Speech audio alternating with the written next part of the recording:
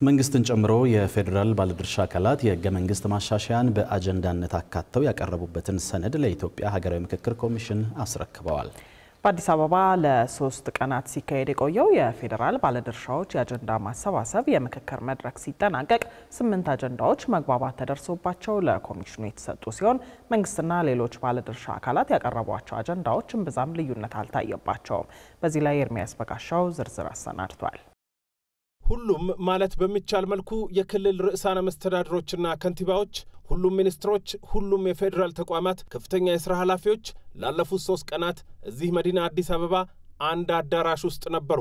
እነርሱ ብቻ አይደለም፣ ከእነርሱ ጋር የተፎካካሪ የፖለቲካ ፓርቲዎች አመራሮች፣ የሲቪክ ማህበራት፣ የመገናኛ ብዙሃንን ጨምሮ የ38 ባለድርሻ አካላት አመራሮችና ተጽዕኖ ፈጣሪዎች ጭምር በአንድ አዳራሽ ውስጥ ለ3 ቀናት በፌደራል አካላት አጀንዳዎች ላይ ሲመክሩ ነው አብረው ያሳለፉት። በ7 ቡድኖች ተከፍለው ሲወያዩ፣ ሲመክሩ፣ አልፎ አልፎም ሞቅ ያለ ክርክር ሲያደርጉም ነበር። ከ870 በላይ ነበር ቁጥራቸው። ቆይታቸው እንዴት ነበር?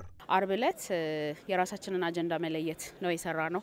ምክንያቱም እንደ ሌሎቹ የጋራ ማህበር ስለሌለን ኢንዲቪጁዋሊ ስለመጣን ከዛ ቅዳሜ እዚህ የየቡድኑ አይ ቲንክ 7 ቡድኖች አጀንዳ መለየት ነበረ። 7 ቡድኖች እንደ ብዛታቸው አይ ቲንክ የኛ ይመስለኛል ትልቁ የኛ አሁን 8 ቡድን ነበር።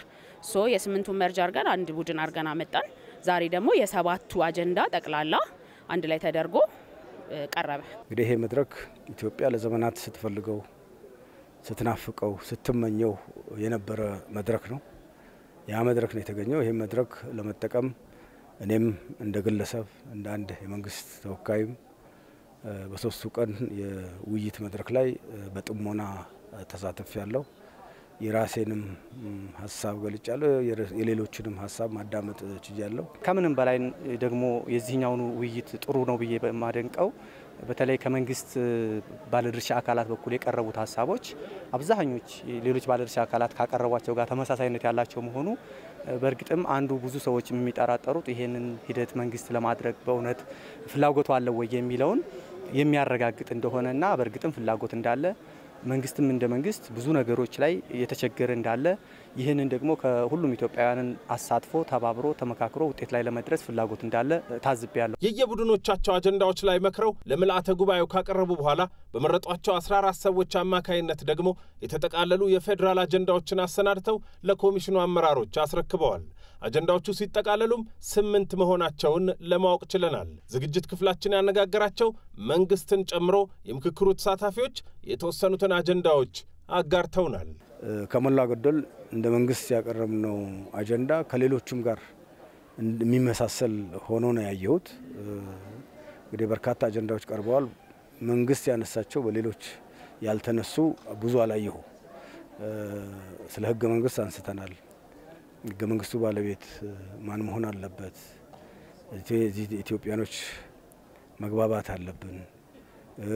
ህገ መንግስቱ ስለሚሻሻልበት ሁኔታ ከዘመኑ ጋር የሚሄድ ለመሻሻልም ክፍት መሆን እንዳለበት ህገ መንግስቱ በርካታ በዚህ ስር መታየት የሚችሉ ጉዳዮች ኢትዮጵያኖች ተመካክረው ማየት እንዳለባቸው እንዲቀርብ ማቀርበናል። ከዚህ ከፌደራሊዝሙ ጋር በተገናኘ ያለው ካወቃቀር የቋንቋ መሰረት ያደረገ ይሁን ወይስ ደግሞ ቴሪቶሪያል ወይም አካባቢን ያማከለ ይሁን ከሚለው አንፃር ሌላው በጣም በብዛት የተነሳው ደግሞ ከታሪክና ትርክት ላይ አሁንም በጣም ብዙ ለግጭት የሚዳርጉ አንዱ ጀግና የሚለው አንዱ ደግሞ ጠላት የሚለው እንዲህ አይነት ነገሮች ከሃይማኖት ብዝሃነትን መንግስት በሃይማኖት ጣልቃ መግባት ላይ በተለይኛ የፌደራል የዲሞክራሲ ተቋማትና የሲቪል ማህበራት ከሃይማኖት ተቋማት ጋር ስለነበር ሴኩላሪዝም ላይ ራሱ የመንግስት የሴኩላሪዝም ፍልስፍና የሃይማኖት ተቋማት ከሚያነሱት የሴኩላሪዝም ፍልስፍና ጋር አንድነት የሌለው ነው የሚል በተደጋጋሚ ሲነሳ ነበር። አንኳር የሚባሉት ህገ መንግስታዊ ጉዳዮች